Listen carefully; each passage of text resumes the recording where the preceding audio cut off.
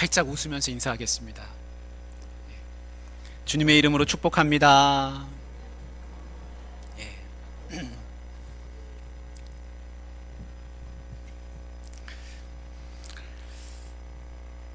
성경에 보면은 하나님이 심으신 그 포도나무 이야기가 있습니다. 그래서 이 포도나무 이야기가 어떻게 되냐면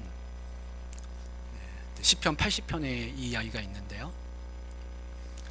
하나님이 애굽에서 포도나무 하나를 뽑으셨다는 겁니다. 그 나무를 뽑으셔가지고 하나님이 원하시는 땅에다가 거기 사는 이민족들을 다 내쫓으시고 그 땅을 깨끗하게 하신 다음에 거기다가 그 뽑아 오신 나무를 심으셨어요. 근데 그 포도나무가 얼마나 잘 자라게 되는지 뿌리를 깊이 내렸습니다. 그리고 그 나무를 심으신 분은 하나님이신데 하나님이 직접 그 나무를 가꾸셨습니다. 잎이 무성하게 됐습니다. 뿌리가 깊이 내렸습니다. 그래서 포도원이 됐습니다. 그 가지가 얼마나 무성하게 됐는지 백향목 숲을 포도나무 가지가 다 뒤덮게 되었다. 온 산과 들이 포도나무로 가득하게 됐습니다. 성경에서는 이 포도나무를 이스라엘 족속이라 그렇게 이야기합니다. 그래서 이 나무를 심으신 분은 하나님이십니다. 하나님이 그 포도나무를 그렇게 가꾸시는데 왜 그렇게 가꾸시겠습니까? 열매를 기다리는 겁니다. 그래서 열매를 기다리시는데 아무리 기다려도 열매가 맺히질 않는 겁니다. 그 원하는 열매가 없습니다. 그래서 나중에는 하나님이 이 포도원 울타리를 스스로 다 허무시더라는 이야기가 나옵니다. 그래서 이사야 말씀에는 내가 이제 더 무엇을 하리요? 이제는 더 할 게 없다. 내가 이 포도나무를 위해서 온갖 정성을 다했는데 이제는 더 할 것이 없도다. 좋은 열매 맺기를 기다렸건만 들포도를 맺음은 어찌 됨인고 하면서 탄식하는 말씀이 나옵니다. 그리고 포도원에서 더 이상 기쁨과 즐거움이 없더라는 말씀도 나옵니다. 우리가 이런 배경을 알고서 오늘 말씀을 보면은 왜 예수님이 나는 참 포도나무라 하시는지를 조금 알게 됩니다. 여기서 참이라고 하는 것은 순수한, 이상적인 그런 뜻을 가지고 있습니다. 예수님은 열매 맺지 못하는 그 이스라엘 족속들과는 구별되는 다른 포도나무십니다. 진짜 포도나무. 그 진짜 포도나무는 열매로 증명이 되는 것이죠. 그래서 예수님은 이 땅에 하나님 아버지께서 원하시는 열매를 맺고자 이 땅에 오신 겁니다. 그래서 오늘 말씀을 쭉 읽어 내려가면 그 열매가 어떻게 맺어지게 되는지 그리고 그 열매가 무엇인지도 우리가 알 수가 있습니다. 1절에 그런 말씀이 나오죠. 나는 참 포도나무요 내 아버지는 농부라 그러십니다. 그 예수님은 자기 자신을 설명하실 때 늘 하나님 아버지와의 하나님과의 관계를 통해서 설명하십니다. 나는 누굽니까? 내 이름은 아무개고 내 직업이 뭐고 나는 어디 삽니다 라고 이야기하면 내 소개가 되는 것이죠. 그런데 이것만으로는 조금 부족합니다. 뭘 얘기해야 되냐면 우리가 예전에 시골에 가면 시골 어른들이 그럽니다. 너 누구냐? 그걸 물어보세요. 그럼 뭐라고 대답해야 됩니까? 아무개 집에 둘째 아들입니다. 뭐 아무개 집에 아무 집에 누구네 집에 첫째 딸입니다. 아버지를 얘기해야 설명이 됩니다. 다시 말하면 내 뿌리를 말해야 내가 설명이 된다는 겁니다. 나는 누구입니다 라고 말한다고 해서 다 되는 게 아니라 내 아버지가 누구인지를 알아야 됩니다. 내 아버지가 누구입니다 라고 말하는 것은 그냥 평범한 지식이지만 내 아버지가 누구인지 모르면 이 평범한 지식이 없어서 큰 곤란을 당하게 됩니다. 자기 아버지가 누군지 모르는 사람은 세상의 모든 지식을 다 가지고 있어도 고통당하고 방황하게 되는 것입니다. 왜냐하면 자기가 자기 자신을 설명할 길이 없기 때문에 그렇습니다. 내 아버지가 누구인지를 잘 알아야 하는 것입니다. 농부는 포도나무를 심습니다. 그리고 포도나무를 가꿉니다. 포도나무를 극진하게 사랑합니다. 예수님이 아버지에 대한, 하나님에 대한 어떤 상을 가지고 계신가를 우리가 잘 알 수 있습니다. 예수님은 하나님에 대한 상이 일하시는 아버지의 상입니다. 누구를 위해서 일합니까? 포도나무이신 나를 위해서. 여러분, 아버지에 대한 좋은 상을 가지시기를 바랍니다. 그 아버지에 대한 좋은 상이 있어야 내 아버지를 어디 가서든지 설명할 수가 있습니다. 나는 하나님 아버지의 자녀입니다. 내 아버지는 천지만물을 지으셨습니다. 그분은 나를 돌보십니다.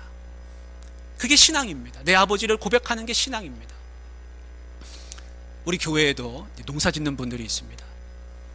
여러분, 농사 지으실 때 가서 물 주고 거름 주고 잡초 뽑아주고 약치고, 여러분, 온갖 정성을 다하는 것을 우리가 알고 있습니다.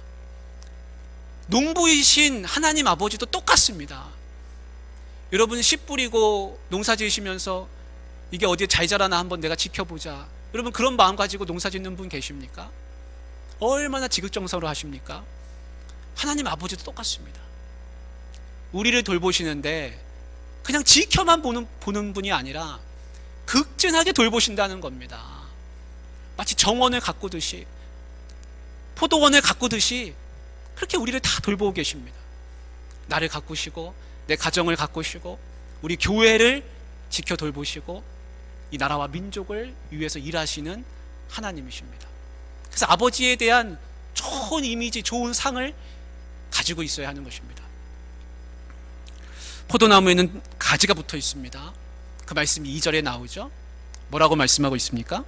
열매를 맺지 아니하는 가지는 아버지께서 그것을 제거해 버리시고 열매를 맺는 가지는 더 열매를 맺게 하려 하여 그것을 깨끗하게 하시느니라 그랬습니다. 저를 보셔도 됩니다. 고개를 숙이고 계셔서. 여러분, 가지는 두 종류가 있습니다. 열매를 맺지 못하는 가지가 있고요, 열매를 맺는 가지가 있습니다. 근데 열매를 맺지 못하는 가지는 농부가 제거해 버린다 그랬습니다. 여기서 이 제거해 버린다는 말이 아이레라는 그 뜻을 찾아보면 들어 올린다는 뜻이 있습니다. 떼어낸다. 열매 맺지 못하는 가지가 다른 가지에 붙어 있으면 그 다른 가지에 방해를 줍니다. 지장을 줍니다. 다른 열매도 힘들게 합니다. 그래서 농부는 거기 가서 그 가지를 들어 올려줘야 됩니다. 떼내야 됩니다. 반면에 열매를 맺는 가지가 있습니다. 열매를 맺는 가지는 농부가 더 귀하게 여기는 겁니다. 더 깨끗하게 하는 겁니다. 깨끗하게 한다는 말이 가지치기 한다는 말도 들어있고, 깨끗하게 한다, 그래서 종교적으로 정결하게 한다는 뜻도 있습니다. 성도는 어떤 사람들입니까? 성도는 하나님이 특별하게 구별하셔서 열매를 맺게 하시기 위해서 더 깨끗하게 그렇게 구별하신 사람들입니다. 그래서 하나님은 성도를 보시면서 열매를 맺기를 원하신다는 겁니다. 근데 그런 생각 들죠? 내가 무슨 열매를 맺나? 내가 어떻게 열매를 맺을 수 있을까? 내가 이러다가 열매 못 맺고 제거당하는 그런 가지가 되는 거 아닌가? 여러분, 그런 생각할 수 있습니다.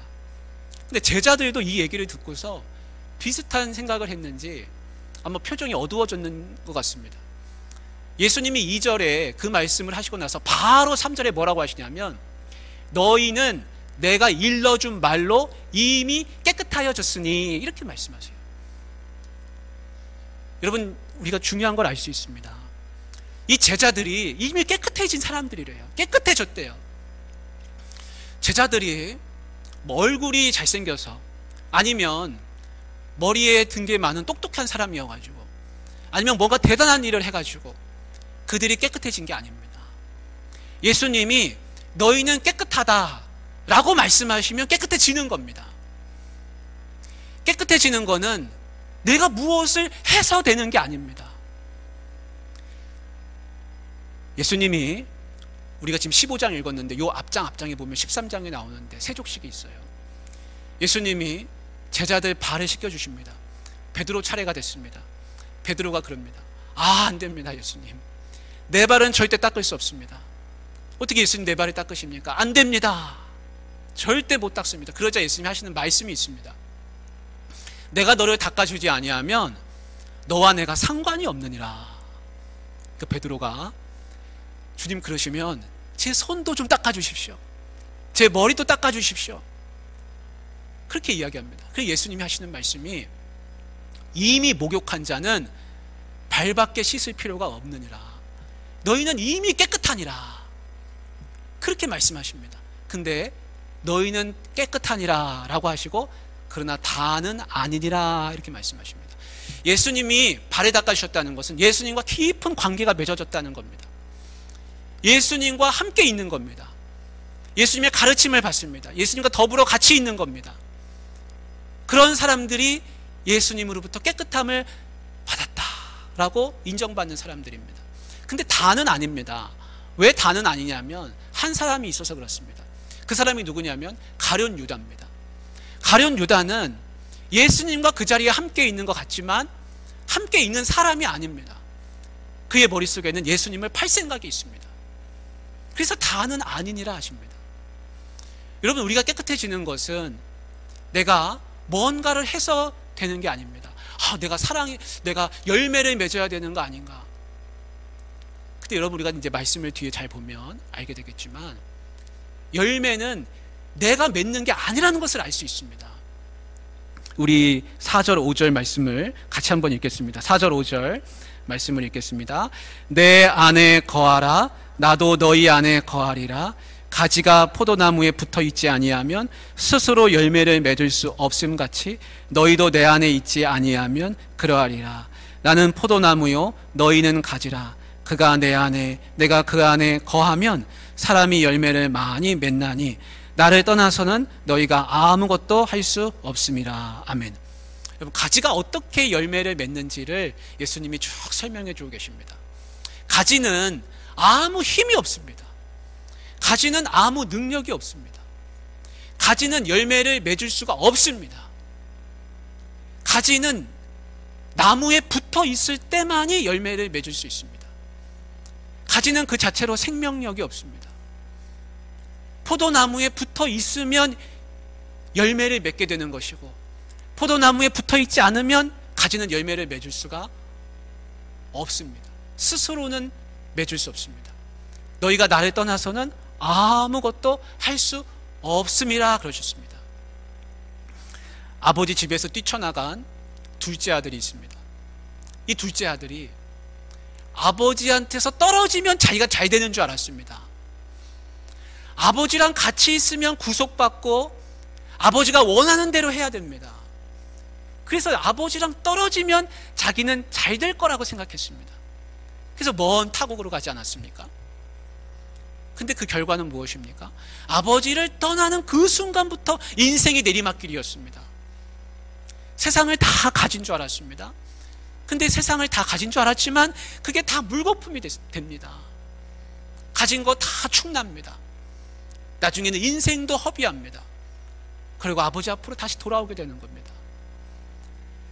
아버지와 나는 떨어지면 안 되는 겁니다. 아버지와 이 둘째 아들은 한 몸입니다. 마찬가지로 가지와 포도나무는 하나입니다. 성도와 예수님은 하나입니다. 나는 예수님한테서 떨어지면 살 수 없습니다. 떨어지면 내가 아무것도 할 수 없습니다. 한 몸이기 때문에 그렇습니다. 생명이 거기서 나오기 때문에 그렇습니다. 포도나무와 가지가 붙어 있다는 걸 성경은 이렇게 표현하고 있습니다. 내 안에 거하라. 나도 너희 안에 거하리라. 그래서 이 거한다는 표현이 오늘 읽은 이 9절 말씀 속에 아주 많이 나오고 있습니다. 거한다는 게 뭡니까? 산다는 겁니다. 예수님과 붙어서 살아야 됩니다. 예수님과 같이 살아야 됩니다. 함께 살아야 됩니다. 여러분, 한번 펜이 있는 분은 한번 이 9절 속에 거한다는 말이 몇 번이나 나오는지 한번 동그라미를 한번 쳐보십시오. 4절에 보면 거하라, 거하리라. 2번 나오죠. 5절에도 그가 내 안에 내가 그 안에 거하면 나오죠. 거하면. 6절에도 거하지 아니하면 나오죠. 7절에도 거하고 거하면. 9절에도 거하라. 10절에도 거하리라. 여러 번 반복되고 있습니다. 여러분, 주님은 우리와 함께 거하고 싶어 하시는 분입니다. 주님이 우리와 함께 거하고 싶어 하시는데 내 마음은 어때야 됩니까? 우리는 어디서 살아야 됩니까? 나도 주님 안에서 살아야 됩니다. 너희도 주님 안에 있어야 된다. 분명하게 말씀하고 있습니다. 주님이 얼마나 우리랑 함께 살고 싶어 하시는 분인지 요한계시록엔 그러지 않습니까? 내가 문을 두드린다. 내가 두드리는 그 소리를 듣고 문을 열면 내가 그와 더불어 먹고 그에게 들어가서 그와 더불어 먹고 그는 나와 더불어 먹으리라. 예수님은요, 마음이 어떤 분이시냐면 우리와 같이 살고 싶어 하는 분입니다. 내 집에 같이 거하고 싶어 하는 분입니다. 여러분, 예수님을 내쫓는 분이 되지 않기를 원합니다. 예수님과 같이 사시기를 바랍니다. 이런 관계가 우리 모습에도 많이 있습니다. 같이 더불어 살아야 하는 관계. 여러분, 태중에 어머니가 이제 아기를 갖습니다. 뱃속에 아기가 들어있습니다. 그러면 이 아기는요, 어머니가 먹는 것을 아기가 먹습니다. 어머니가 가는 곳에 아기도 따라갑니다. 어머니가 있는 곳에는 아기도 같이 있는 겁니다. 왜냐하면 뱃속에 들어있으니까요. 아기와 어머니는 한 몸입니다. 떨어져선 살 수 없습니다. 여러분, 하나님이 하와를 만드실 때 아담을 잠재우셨다고 그랬습니다. 아담을 깊이 잠들게 하신 다음에 아담의 갈비뼈를 취하셨습니다. 그 갈비뼈를 가지고 하와를 만드셨다 하는 겁니다. 여러분, 하와는요, 아담 일부입니다. 하와는 아담 속에 있습니다. 아담을 떠나선 하와가 살 수 없습니다. 왜냐하면 그 뼈기 때문에 그렇습니다. 그럼 아담은 하와를 떠나서 살 수 있습니까? 살 수 없습니다. 내 심장을 지켜주는, 내 몸을 지켜주는 가장 중요한 갈비뼈를 떼가지고 하와를 만들었는데, 하와를 잃어버리면 내 가장 중요한 일부를 잃어버리는 겁니다. 나를 잃어버리는 겁니다. 그래서 부부는 떨어져서 살 수가 없습니다. 여러분, 사람의 인체 속에 3분의 2가 물이라고 합니다. 우리 몸 속에 물이 그렇게 많다 그래요. 근데 이 공기 중에도 우리가 안 보이지만 물이 가득하다는 겁니다. 수증기가, 습기가 가득하다는 거죠. 그래서 물고기만 물속에 사는 게 아니라 우리도 다 물속에서 살고 있습니다. 여러분, 우리 안에 물이 있고 우리도 물속에서 사는 겁니다. 물을 떠나선 사람이 살 수 없습니다. 이러한 원리가 이 신앙 안에서도, 이 영적 세계 안에서도 똑같이 적용됩니다. 우리의 영이, 우리가 하나님을 떠나서, 예수 그리스도를 떠나서는 결코 살 수 없다는 겁니다. 생명력이 없습니다. 아무 열매도 맺을 수 없다는 겁니다. 그래서 성경은 우리가 주님 안에서 살아야 되고 주님이 우리 안에 거하신다는 겁니다. 그러면 거한다는 게 도대체 뭔가? 거하면 도대체 그게 어떤 열매가 있는가? 그게 말씀이 9절, 10절, 12절에 나오고 있는데, 우리 9절, 10절, 12절 한번 같이 읽어보겠습니다. 아버지께서 나를 사랑하신 것 같이 나도 너희를 사랑하였으니 나의 사랑 안에 거하라. 내가 아버지의 계명을 지켜 그의 사랑 안에 거하는 것 같이 너희도 내 계명을 지키면 내 사랑 안에 거하리라. 12절, 내 계명은 곧 내가 너희를 사랑한 것 같이 너희도 서로 사랑하라 하는 이것이니라. 주님 안에 거한다는 것은 주님의 계명을 지키는 거라는 겁니다. 주님의 말씀을 붙들고 사는 겁니다. 그게 거하는 겁니다. 근데 그 주님이 말씀하시는 계명은 뭡니까? 너희가 서로 사랑하라 하는 이것이니라. 너희가 서로 사랑하면 내가 너희 속에 있다는 겁니다. 너희가 서로 사랑하면 내 안에서 살게 된다는 겁니다. 이것은 굉장히 중요하고 성도가 꼭 붙들어야 되는 말입니다.